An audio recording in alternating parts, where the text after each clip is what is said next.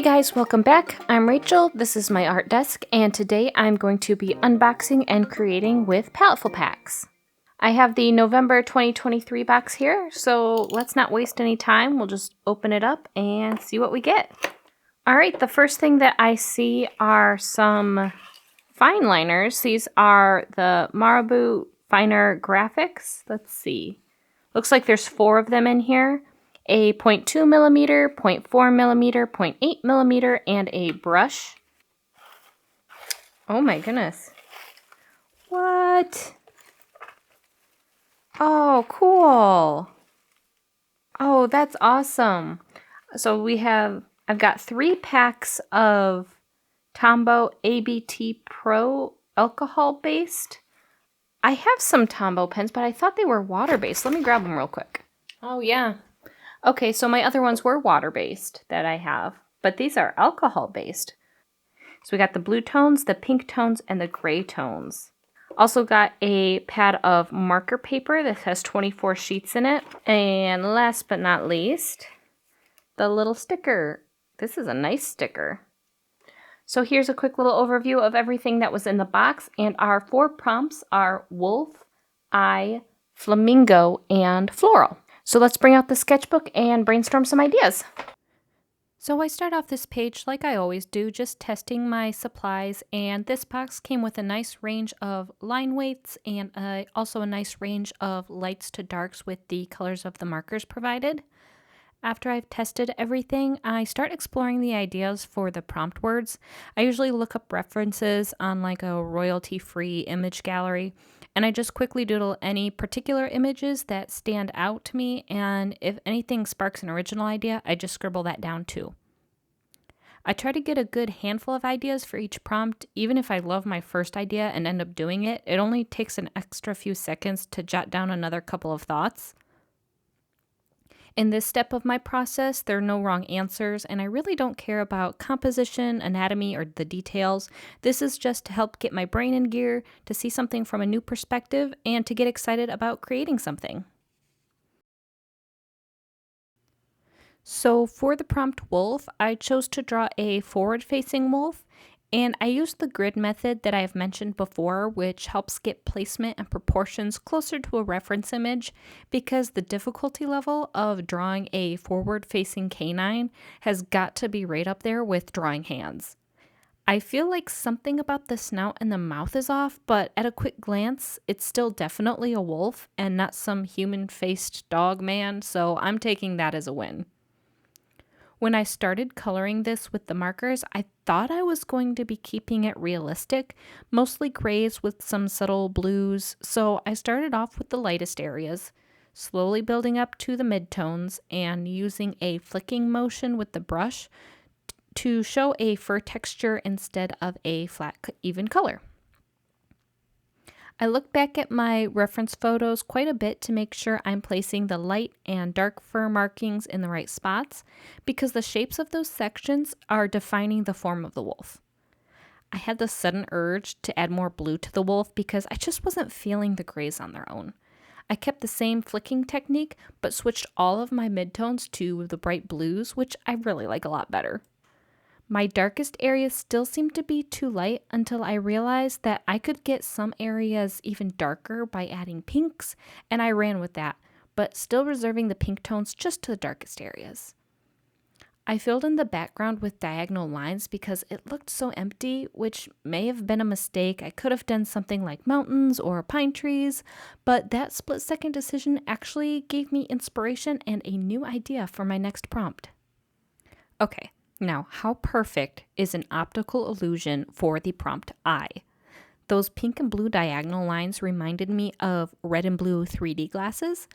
The trick with 3D lenses is that through the red lens, you can see the blue image shown to you, and through the blue lens, only the red image is visible. So when each eye is looking through the different lenses at an image that's been duplicated and shifted, each eye is registering a slightly different position of the image, and your brain combines them into a single floating object. Pretty cool, right? Well, I don't have 3D lenses, but I do have a color-changing LED light, which will do something similar. Instead of duplicating the same image to look at with both red and blue light at the same time, I can make 2 images in one. Only the pink image will be visible in the blue light, and only the blue image will be visible in the red light. It took some trial and error because if either of the pink or the blue was too dark, the value would still appear in the opposite light and ruin the illusion. I decided on an eye pattern because the prompt was eye, but also it looks really trippy once it's done. All right, you guys ready to check it out? Look at that. I mean, that's pretty cool. I made that optical illusion. It's not super detailed, but it's a picture that changes with light. I just think that's so cool. Okay, well, good luck to me to top that last drawing. That may have been the height of my art career. Okay, not really, but man, I did love that. Anyway, my next prompt is flamingo. I drew 2 flamingos facing each other to make a heart shape with their necks because these are little Valentine flamingos, and that seems pretty fitting with all the pink colors and fluffy little bodies. They just seem like they belong with Valentine's Day. I love the stylized shape of the feathers. They remind me of a jigsaw puzzle. I used the full range of pink tones that I got. The lighter tones are for the outer feathers, and the darker tones are for the feathers that are set back a little deeper. I'm trying to think if I've ever seen flamingos in real life. I mean, maybe in a zoo, but I can't recall a specific memory about them. I feel like a big pink bird with twiggy little legs would have left a memory if I ever had seen a real one, but I don't know. Isn't it crazy how we have visual knowledge of so many things, even though we don't have a personal living experience with something? Have I ever seen a great white shark? No, and I hope I don't have to, but I can imagine it well enough. Video and pictures do just fine, thank you very much. But a lunar moth? I'd like to see that. Anyway, I added some blue Valentine hearts floating around behind them with a few different blue tones, and then I made another last-minute decision. I ended up using the fine liners to outline everything, but part of me wishes I didn't. I don't know, what do you think? Should I have left it lineless? I'm not sure. I should really let things sit for a while before making a bold change to my plan because I think I may have chosen differently if I'd given myself some time. Ah, yes, the dreaded floral drawing. I am not joking when I say I drew 5 different pictures for this prompt and I hated all of them. I don't know why I was having such a hard time that day, but nothing was translating from my brain to the paper. It really is a frustrating feeling and the imposter syndrome was real. But after a break, I reminded myself that I am allowed to have a bad art day. I can make bad art and no one has to like it, not even me, and I can choose to make things that no one will ever see. That being said, I still wanted to finish this even if I ended on a low note. I finally drew this one, which I like the concept of, so I'm locking it in as my final artwork. I wanted it to look like a very dated grandma's house with blue tile, wacky blue wallpaper, and lots of flowers. I wanted it to feel like there were a lot of patterns going on and a little chaotic. I think my favorite part of this drawing, as silly of a detail as it is the line of ants crossing the tile floor.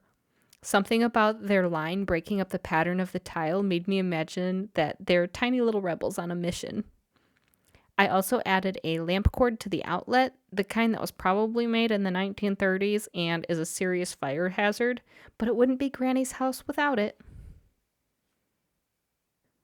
So there you have it, my 4 drawings for this month's Paletteful Packs.